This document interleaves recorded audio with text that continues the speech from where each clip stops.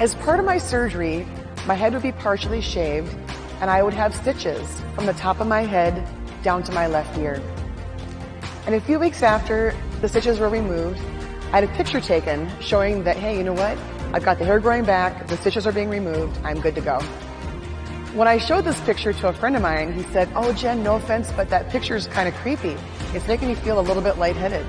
And we laughed about it. But I thought, what a great example of perspective.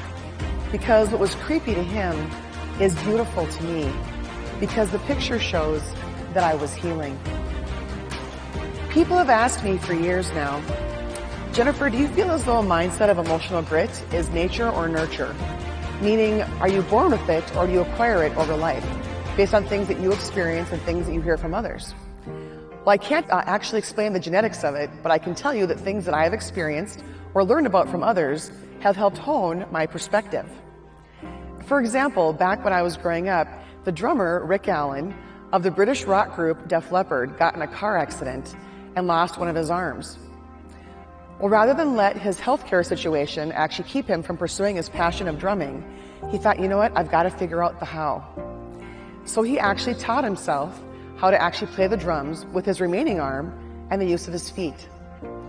Phenomenal example of emotional grit. I've also thought about how my mom has volunteered for years at places around the world, including an orphanage in Mexico. For years, she literally watched these children grow up. Well, on one particular trip, she noticed that they had shoes that were worn through. A lot of them had holes in them, or they just were appearing to be very worn. And so my mom thought, well, I'll use the donations I got for the trip and I'll buy them the new shoes. But then it dawned on her that she couldn't actually ask the children, what's your shoe size? Because chances are they were wearing shoes they either inherited from an older child or perhaps someone donated them to the orphanage, in which case you were lucky to get a size that was even close to what your actual shoe size was. So she knew that she had to have a plan B if she wanted to do something nice for these children. So as the children began to gather round, my mom asked someone for pieces of paper and a pen. And it was then that she got down on her hands and knees and she began to trace their feet. Wonderful example of how when we do the best we can with what we have, sometimes that can be enough. I've also thought about how back when I was in 8th grade, my friend Denise and I were playing upstairs at my house. And we heard my mom downstairs talking to someone. So being the nosy kids that we were, we thought, let's actually sneak down the stairs, look around the banister, and find out who it is. You know, we weren't sure if a neighbor stopped by or perhaps a friend came over or who it was.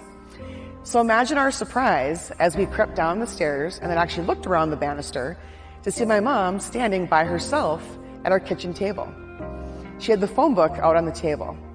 And yes, for those of you who are under 40, the World Wide Web did not exist back then, so we actually had books with phone numbers in them. But it turns out that my mom had actually been listening to a radio show where people would call in and talk about their plans for Christmas. Well, one caller in particular said, you know, I'm feeling very lonely and sad. I'm divorced. I don't have any children. My parents have passed away. And my estranged brother lives somewhere in Wisconsin, whereas I'm here in Minnesota, and I don't know what I'm going to do for Christmas. Well, that's when my mom got out the phone book, and she called the radio station. And she said to the person, I know you can't give me the caller's contact information, but please feel free to give her mine. She can come to my house for Christmas. The act of kindness that day was intended for a stranger, but the benefits could also be felt at home. Denise and I looked at each other and didn't say a word, but our expressions spoke volumes. It turns out that with acts of kindness, they don't just benefit the recipient, they can also benefit the person who initiates them, in this case, my mom. You literally can get what's called a helper's high. It's a serotonin rush, one of the feel-good chemicals of the brain. So it's pretty interesting how that can actually benefit both parties. It can also benefit people who watch. So in this case, it was Denise and I, and of course all of you today, just even hearing the story, it can benefit all of you as well. It's part of the beauty of kindness. Another story involves my dad. A few years ago, I was traveling in Iowa for work when I stopped by the Field of Dreams. Now, how many of you have ever seen that movie? Okay. For those of you who haven't, it's one where Kevin Costner plays a farmer. And he hears this voice that whispers, "If you build it, he will come." So he actually decides to carve a baseball diamond out of his field of corn. And it was then that he could see the ghosts of players past begin to emerge through the stalks of corn to play ball. Well, one of these players is a younger version of his dad. And in one scene in particular, Kevin asks his dad, "Want to have a catch?"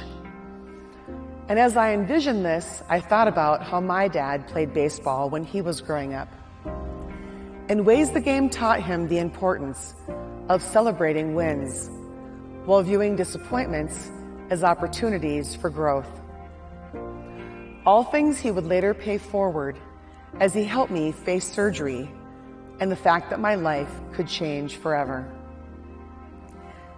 Yes, the movie is about dreams.